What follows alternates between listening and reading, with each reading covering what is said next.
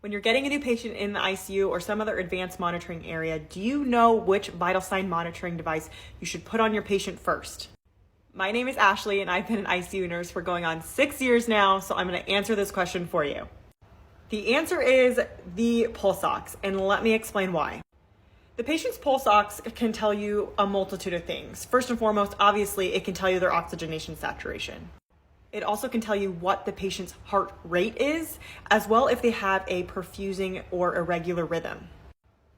You have to have a good enough blood pressure or perfusion to pick up a pulse ox. So if a patient's pulse ox isn't reading, it could mean their blood pressure is not high enough to perfuse well enough to get an oxygenation saturation.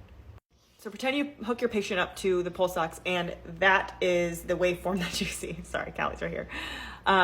This is a very irregular waveform, which would tell me that the patient is possibly an AFib or is throwing maybe some PVCs or PACs, but it's perfusing them well enough to give you the pulse ox reading.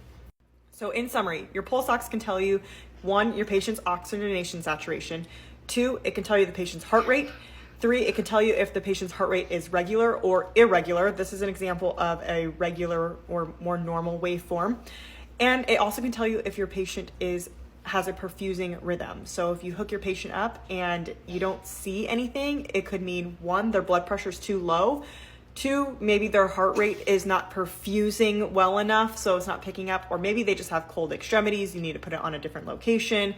Maybe they're not perfusing in just that extremity because they have an arterial clot or something like that. So those are all some other reasons, but your pulse ox can give you more information than just a blood pressure or just an EKG rhythm. I hope this was helpful. Let me know if you thought so, and let me know if you have any more questions.